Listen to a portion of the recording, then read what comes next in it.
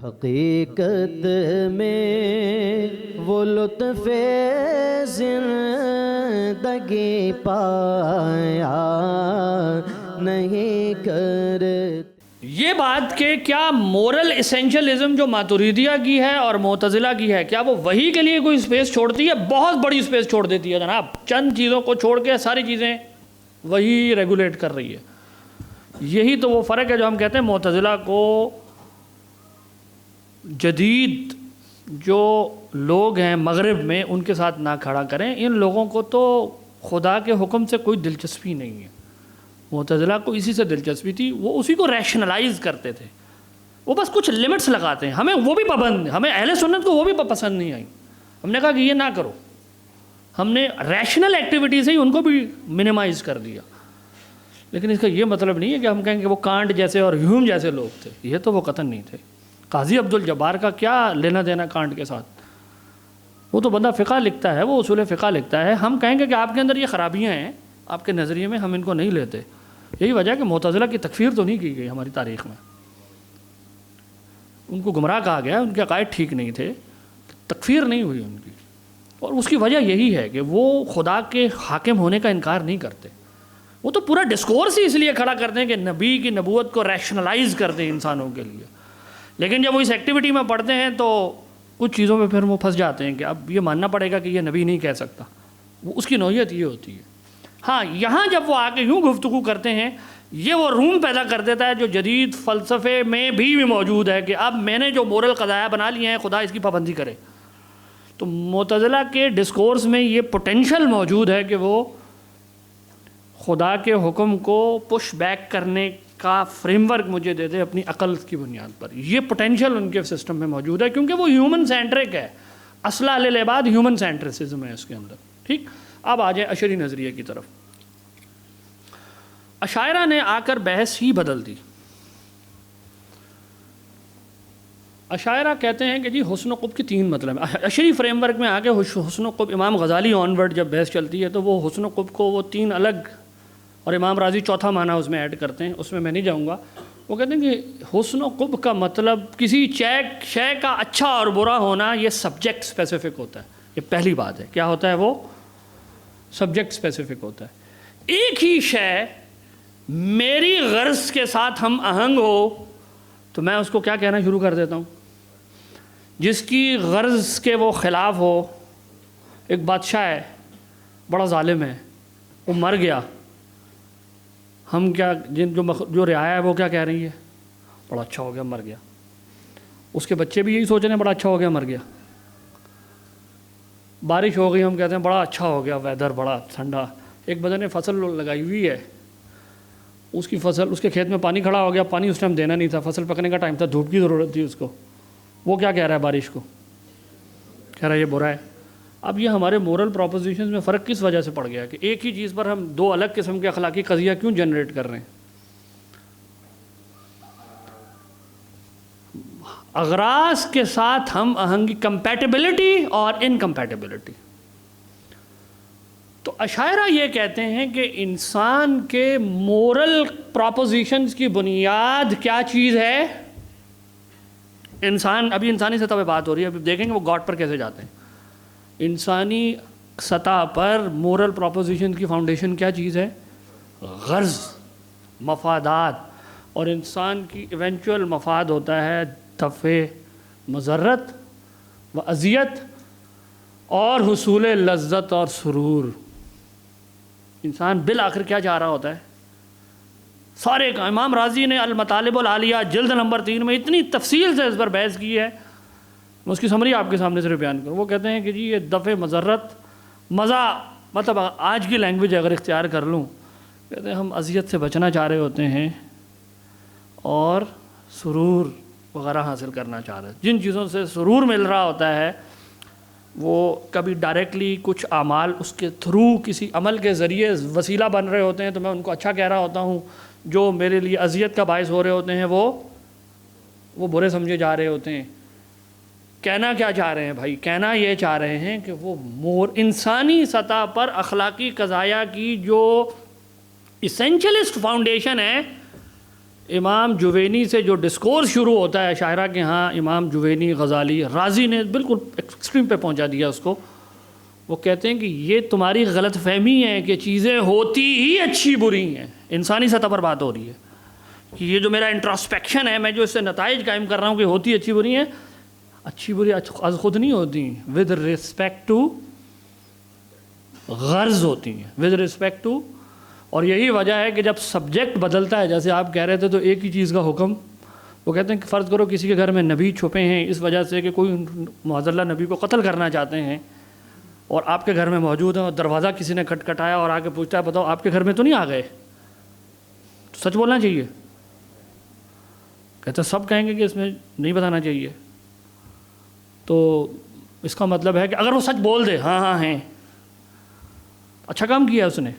کہتے ہیں اب آپ نے یہ قضیہ کیسے بدلا ہے، یہ حکم کیسے بدل دیا تم نے. اچھا قاضی عبدالجبار اتنے سادے نہیں ہیں، وہ اس کا ٹیکل کر کے گئے ہیں، اس اعتراض کو وہ ٹیکل کر کے گئے ہیں. وہ کہتے ہیں ہم یہ نہیں کہتے کہ سچ بولنا ہمیشہ اچھا ہوتا ہے، بلکہ علا وجہ اچھا ہوتا ہے، ون اے کانٹیکسٹ اچھا ہوتا ہے، ان کنڈیشنز اچھا ہوتا ہے. قاضی عبدالجبار کی تھیوری کمپلیکس ہے. ہم یہ وہ کہتے ہیں کہ ہمارے جو پیچھے والے لوگ گزرے ہیں معتزلہ میں، وہ یہ قائل تھے کہ سچ ہمیشہ اچھا ہے، جھوٹ ہمیشہ برا ہے. وہ کہتے ہیں یہ اوور سمپلیفائڈ اسٹیٹمنٹ ہے. صحیح بات یہ ہے کہ ان سم کانٹیکسٹ سچ ہمیشہ اچھا ہوتا ہے، ان سم کانٹیکسٹ جھوٹ ہمیشہ برا ہوتا ہے، ان سم کانٹیکسٹ بغیر وجہ قتل کرنا ہمیشہ برا ہوتا ہے. وہ یوں چلتے ہیں. تو وہ کانٹیکسٹ کو چینج کرتے ہیں. وہ کہتے ہیں کہ جیسے نبی گھر میں ہیں تو اب یہ کانٹیکسٹ فرق ہے، اس وجہ میں سچ بولنا برا ہے. کسی انسان کو قتل کرنا ہمیشہ برا نہیں ہوتا. اگر اس نے کسی کو قتل کیا ہے، قصاص میں قتل کرنا برا نہیں ہے، اس وجہ کے اندر، اس کانٹیکسٹ کے اندر برا نہیں ہے. تو ان کی تھیوری کمپلیکس ہے. تو پہلا اعتراض اشاعرہ کیا لائے کہ بھائی یہ جو آپ کی مورل پروپوزیشنز ہیں یہ کہاں سے جنریٹ ہوتے ہیں. اس کی پہلی دلیل کہ ہر اخلاقی قضیہ تم جتنا انالیسس کرو گے تم جان لو گے کہ اس کے اندر تحدیدات ہوتی ہیں.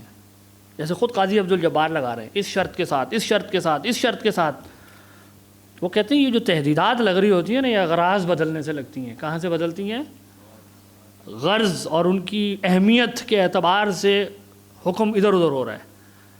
تو حکم کانٹیکسٹ جس کو تم کہہ رہے ہو وہ کانٹیکسٹ نام ہے اغراض کا. کس کا؟ اغراض کا. دوسری بات وہ یہ کہتے ہیں کہ یہ جو اخلاقی قضایا ہیں وہ سوشلی کنسٹرکٹڈ اور سوشلی لرنڈ ہوتے ہیں. انسان جن چیزوں کو اچھا برا کہہ رہا ہوتا ہے نا، اس کی روٹس کیا ہوتی ہیں کہ میں جس معاشرے میں رہتا ہوں، میری تربیت ہوئی ہے، میں نے بچپن سے ہمیشہ سنا ہے کہ سچ بولنا اچھا ہوتا ہے، اچھا ہوتا ہے. لوگ میرے ارد گرد جو ہیں وہ سچ بولنے والے کی تعریف کرتے ہیں، بعض اعمال کو برا سمجھ رہے ہوتے ہیں. اس سے میرے ذہن میں کیا ہوتا ہے، ایک تصور قائم ہو جاتا ہے کہ سچ بولنا اچھا ہے، قتل کرنا برا ہے، کفر کرنا برا ہے. وہ کہتے ہیں کہ یہ اچھے اور برے کے تصورات کہاں سے جنریٹ ہو رہے ہوتے ہیں آپ کے؟ The kind of society you belong to. Qazi Abdul Jabbar کی جو مثال ہے نا، اس پر امام غزالی کہتے ہیں کہ یہ جو تم نے کہا ہے نا کہ 100 دینار دو اور 100 یوں کرو پھر وہ سچ ہی بولے گا، کہتے ہیں یہ سوشلی کلچرلی ٹرینڈ پیپل ہیں یہ سارے جن کی تم یہ باتیں کر رہے ہو. ان کی سماعت متواترہ اور ان سب بنیادوں پر ان کے یہ سوالات بنے ہوئے ہیں. اگر میں ہائپوتھیٹیکلی امیجن کروں ایک ایسا انسان جس کا کوئی سوشل پرسپیکٹیو نہیں ہے، معیار العلم میں یہ مثال موجود ہے، جس کا کوئی سوشل پرسپیکٹیو نہیں ہے، اور وہ ایک دن ہمارے درمیان آ کے کھڑا ہو گیا ہے، اور میں اس سے کہوں بتاؤ قتل کرنا برا کام ہے، تو کہتے ہیں ہمیں نہیں پتہ کیا کرے گا وہ. We don't know. یہ اوور سمپلیفیکیشن ہے تمہاری. امام رازی اس کو بہت آگے لے گئے. یہ جو غزالی نے کرٹیک ڈیولپ کرنے کی، امام رازی اس کو بہت آگے لے گئے. امام رازی تو یہاں یہ کہہ رہے ہیں، اب وقت کم ہے ہمارے پاس، عبارت فالو نہیں کر سکیں گے. امام رازی کہتے ہیں کہ ایکسپیرینسڈ ریالٹی میں اور پرسیوڈ ریالٹی میں بڑا فرق ہے بھائی. یہ فرض کرنے میں کہ ایک ایسا انسان ہے جس کا سوشل پرسپیکٹیو نہیں ہے، تم یہ ہائپوتھیٹیکل بنا رہے ہو کہ ایسا انسان ہے جس کا کوئی سوشل پرسپیکٹیو نہیں ہے. وہ کہتے ہیں جو مسئلہ یہ ہے کہ ایکچوئل انسان ہمیشہ سوشل پرسپیکٹیو کے ساتھ آتا ہے. یہ فرض کرنے سے اس کی وہ ایکسپیرینشل ریالٹی اس سے ڈیٹیچ نہیں ہوگی، وہ جڑی رہے گی. وہ بندہ جواب نہیں دے رہا، تم جواب دے رہے ہو کہ وہ سچ بولے گا 100 دینار والی کیفیت میں. یہ آپ کے جوابات ہیں. اس بندے کے بھی یہی جواب ہیں، مجھے نہیں پتا، آپ عبارت پڑھ کے دیکھ لیں، یہی امام راضی اس عبارت میں کہہ رہے ہیں، یہ آپ کے تجربات ہیں. تو کہتے ہیں صحیح بات یہ ہے کہ وہ بندہ کیا کرے گا ہمیں نہیں پتا. جو آپ یہ جو فرضی دنیا قائم کر رہے ہیں، لہذا وہ کہتے ہیں کہ یہ تم فرضی بندہ قائم کر رہے ہو، یہ تمہارے لیے مفید نہیں ہے، کیونکہ وہ ایسا کہیں بندہ ایگزسٹ نہیں کرتا.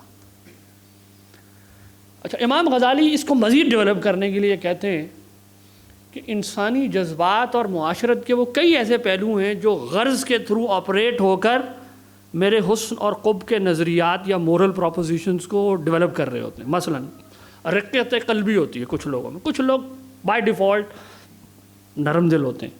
بکرا ذبح ہوتا ہوا دیکھ لیں انہیں عجیب سا لگتا ہے.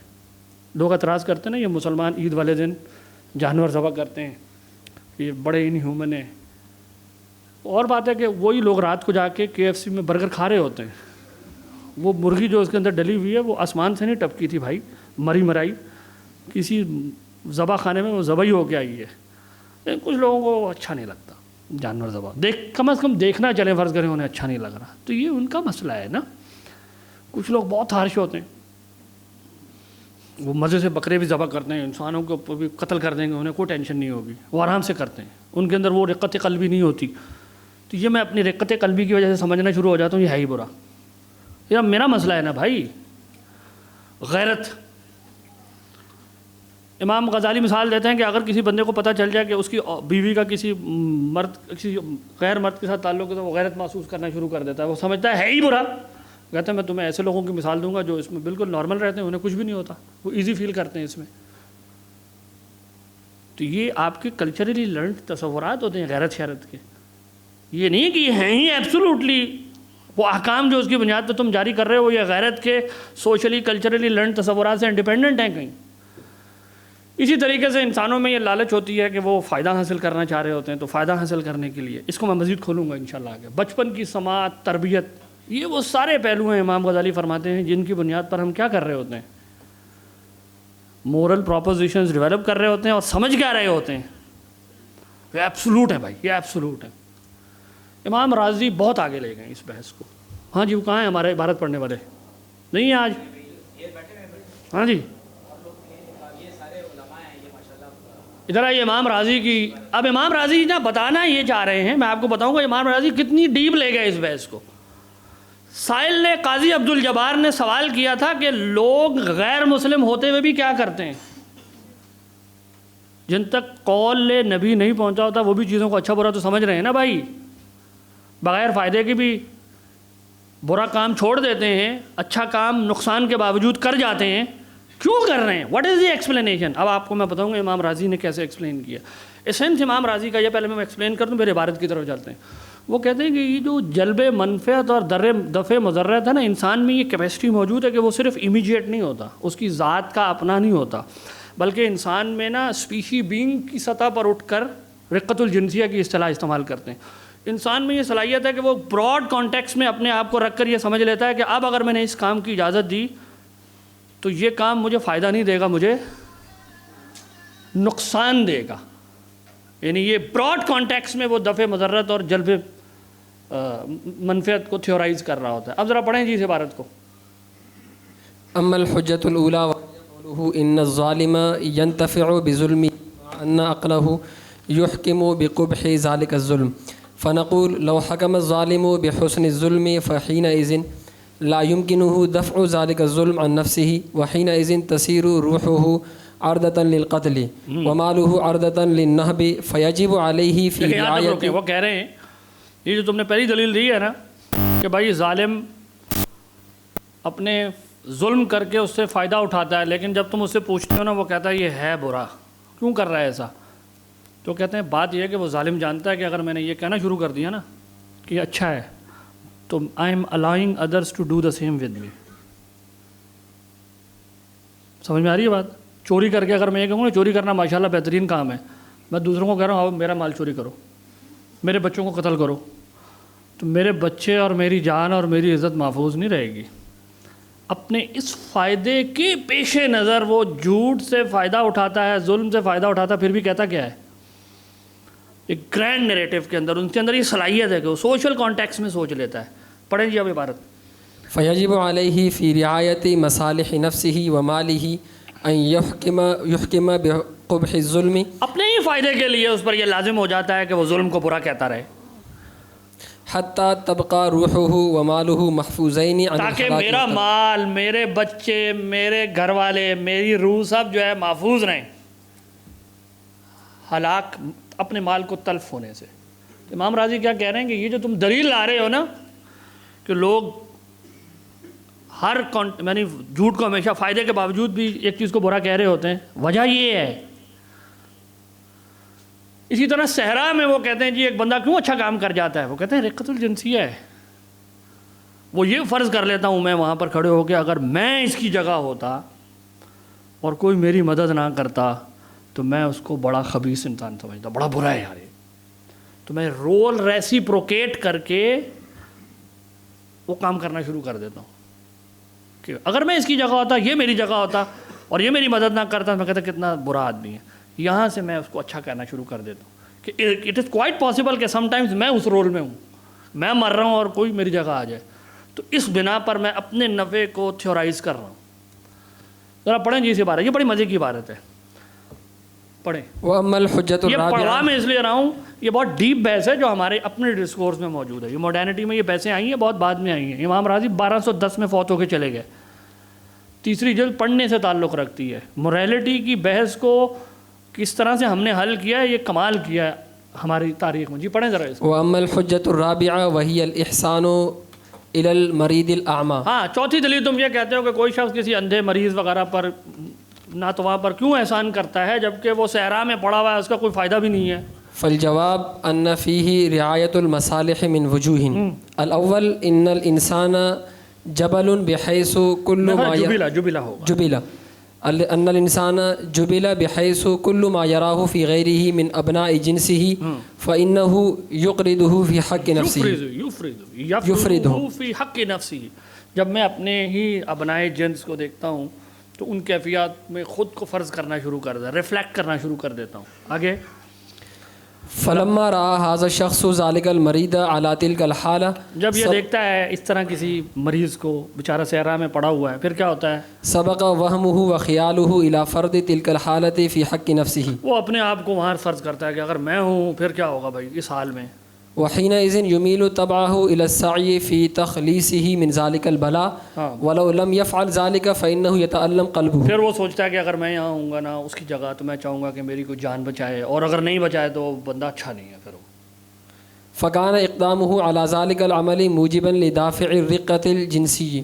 اسپیشی بینگ کے لیے رقت کا جو جذبہ ہے یہ مجھے مجبور کر دیتا ہے رول ریسیپروکیٹ کرنے پر اور وہ کام کرنے پر جس کو بظاہر مجھے امیجیٹلی کوئی فائدہ نہیں ہے، لیکن میں دیکھ رہا ہوں گرینڈ میں کہ اس میں فائدہ ہے، اس میں کسی مصلحت کی، اصل میں وہ کہنا چاہ رہے ہیں کسی غرض کو فالو کر رہے ہو تم. وهو مصلحة عظيمة. آگے. والثاني إن من الأوضاع المعتبرة في حفظ مصالح العالم ترغيب الخلق في الإحسان. ہاں اگر میں چاہتا ہوں کہ معاشرے میں بحیثیت مجموعی میں کسی کلیکٹیو گول کو حاصل کرنا چاہوں تو ضروری یہ نہیں ہے کہ میں ہر شخص کو کہوں کہ تم اپنا مال اپنے پاس چھین کے رکھو، بلکہ ضروری ہے میں لوگوں کو ترغیب دوں، مال خرچ کرو، احسان کرو. مجھے پتہ ہے یہ وہ جذبہ ہے جس سے سوسائٹی ایٹ لارج فائدہ اٹھائے گی اور میں بھی پھر اس کا بینیفیشری بننے والا ہوں. آگے چلیں. على رجاء أنه لو اتفق له مثل تلك الحالة سعوا في إفادة الرحمة عليه. اگر کبھی میں غریب ہو گیا، میرے پاس پیسے نہیں رہے، تو سوسائٹی ایسی ہونی چاہیے جس میں کیا پرنسپل ہو کہ غریبوں کی مدد کی جائے. اور میں عین ممکن ہے کہ میں بھی کبھی غریب ہو جاؤں، تو میں چاہتا ہوں کہ میں اپنے آپ کے لیے وہ دروازہ کھول لوں. ارے بات سمجھ، ابھی تو میں امیر ہوں لیکن یہ تو ممکن ہے کہ میں رولز کا سیکنڈ ڈفرینس بنے. اسی طرح کی ریزننگ وہ لوگ کر رہے ہوتے ہیں کہ کہیں بیٹھ کے میں سوچ رہا ہوں کہ میں غریب ہو جاؤں پھر کیا ہوگا، لہٰذا جائز ہے کہ پیسے ہونے چاہیے غریبوں کے لیے. آگے چلیں. وإذا كان هذا المعنى معتبرا في مصالح العالم لا جرم اصطلح الناس على تحسينه وتقبيحه. کیونکہ یہ وہ اصول ہے جس سے مصالح عالم جو ہیں وہ جڑے ہوئے ہیں، انہی سے ان کا حصول ہوتا ہے، لہذا ضروری ہے کہ لوگوں کو تحریر دی جائے کہ یہ کام کرو بھائی آگے۔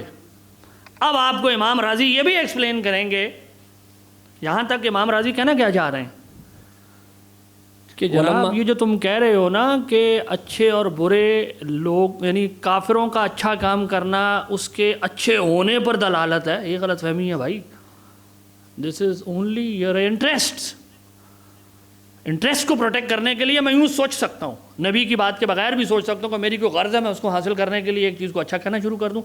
کافر بھی کہنا شروع کر سکتا ہے، بغیر کافر والا کافر مسلمان بھی کہہ سکتا ہے، خدا کے حکم سے علی الرغم انسانی سطح پر۔ اب وہ آپ کو بتائیں گے کہ یہ جو ہم سوچنا شروع کر دیتے نا کہ یہ ہے ہی اچھا، اس کی سوشل اوریجنز کس طرح سے کریٹ ہوتی ہیں، آگے پڑھیں۔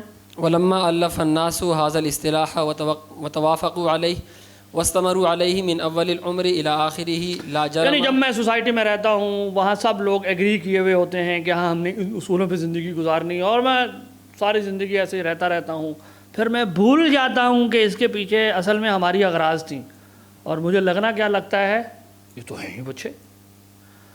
امام راضی یہ بھی بتا رہے ہیں کہ یہ جو آپ کے ذہن میں تصور پیدا ہو جاتا ہے نا ایبسولوٹ گڈ اور بیڈ کا، چیزوں کے بارے میں، مورل پروپوزیشن کا، اس کی وجہ سوشل کنونشنز کا روٹینائز ہو کے پریکٹس میں آ جانا ہے، سچ دیٹ کہ وہ جنریشن آفٹر جنریشنز نارمز بن جاتے ہیں اور لوگوں کو لگنے لگتا ہے کہ یہ ہے ہی اچھا، یہ ہے ہی برا۔ لیکن جو امام راضی جیسا فار ایگزامپل ذہین آدمی ہوگا وہ بتا دے گا بھائی ایسا ویسا کچھ نہیں ہے، تھوڑا سا غور کرو گے نا تمہیں سمجھ میں آ جائے گا، یہ تمہارے مفادات ہیں کلیکٹیو جن کو تم نے آرگنائز کیا تھا، اور اس کے لیے پرنسپلز اوور دا ٹائم سیکھتے گئے اور طے کر لیا کہ ہم سوسائٹی میں ایسے رہیں گے۔ تو it is all your cultural practices in social ways of living. کرنا کیا چاہ رہے ہیں امام راضی؟ کہنا یہ چاہ رہے ہیں کہ بھائی یہ جو تم نے دعویٰ کھڑا کیا ہے نا مورل اسینشلزم کا، یہ دعویٰ تمہارا غلط ہے۔ اشاعرہ نے معتزلہ کی اسینشلزم کو ان پر پلٹ دیا۔ دیکھیں معتزلہ کیا کہہ رہے تھے، یہ ہمارا امپیریکل دعویٰ ہے کہ لوگ ایبسولوٹلی چیزوں کو اچھا اور برا یہ تجربہ کر لو، وہ کر لو، وہ کر لو۔ اشاعرہ کہہ رہے ہیں ویٹ، یہ بات تمہاری درست ہے کہ people do have moral senses, people do have moral propositions, لیکن ان مورل پروپوزیشنز کی حقیقت کیا ہے؟ کیا وہ اعمال کی مستقل صفات ہیں یا اغراض سے جنم لیے ہوئے قضایا ہیں جن کو میں پروٹیکٹ کر رہا ہوتا ہوں ان کے ذریعے سے؟ سمجھ میں آئی بات؟ یہ جینون کنٹریبیوشن ہے، پوری ذمہ داری سے کہتا ہوں، جینون کنٹریبیوشن ہے اشاعرہ کا مورل تھیوری کے اندر، یہ ہم نے کیا ہے۔ یہ مغرب میں یہ بحثیں بعد میں آئی ہیں، یہ امام راضی نے پورے طور پر اس آرگومنٹ کو سبسٹینشیٹ کر کے دکھایا۔ اچھا کرنا کیوں چاہ رہے ہیں؟ آپ کہیں گے یہ کر کیا رہے ہیں، کیوں توڑ رہے ہیں ان کی مورل اسینشلزم کو؟ تو بات یہ ہے، اب یہاں سے حسن قب کا دوسرا معنی شروع ہوتا ہے، اس کو کہتے ہیں کسی فعل کا جواز۔ حسن وہ ہے جس کا کرنا جائز ہو۔ حسن کا ایک معنی کیا میں نے آپ کو بتایا، وہ فعل جو غرض کے ساتھ کیا ہو، اور حسن کا دوسرا معنی کیا ہے، جو کسی فاعل کے لیے کرنا، ہر وہ فعل جو کسی فاعل کے لیے کرنا جائز ہے وہ حسن ہے۔ اشاعرہ کہہ یہ رہے ہیں کہ تم یہ مفروضہ قائم کرتے ہو کہ ہماری سطح پر جو مورل پروپوزیشنز ہم نے قائم کیے ہیں یہ خدا پر بھی کیا ہیں، لاگو ہیں۔ تم نے فرض یہ کر لیا کہ یہ چیزوں کی ایبسولوٹ پراپرٹیز ہیں انڈیپینڈنٹ آف سبجیکٹ یعنی ہیومنز، اور پھر سب سبجیکٹس پر اپلیکیبل ہے، سب چاہے وہ سبجیکٹ بندہ ہے یا خدا ہے۔ یہی ہے نا ان کا آرگومنٹ کا طریقہ۔ اشاعرہ کہہ رہے ہیں کہ یہ جو بندہ سبجیکٹ جب بنتا ہے نا تو مورل پروپوزیشن کی فاؤنڈیشن کیا چیز ہوتی ہے؟ میرے مفادات یا میری اغراض۔ کیا خدا کی اغراض ہوتی ہیں؟ خدا غرض نہیں ہوتا، خدا غرض تھوڑی رکھتا ہے۔ خدا جلب منفعت اور دفع مضرت کا پرنسپل خدا پر لاگو ہے۔ خدا کام اس لیے کرتا ہے کہ اس کو فائدہ اٹھانا ہے یا اس نے کسی تکلیف سے بچنا ہے۔ جب خدا پر یہ لاگو ہی نہیں ہے تو یہ تم قیاس الغائب والا شاہد کر کیسے رہے ہو؟ ذرا یہ سمجھاؤ نا ہمیں۔ آرگومنٹ کی اسٹرینتھ سمجھ میں آئی؟ معتزلہ کے آرگومنٹ یہ تھا کہ مورل پروپوزیشن ہر فاعل، ہر سبجیکٹ کے درمیان کیا ہیں؟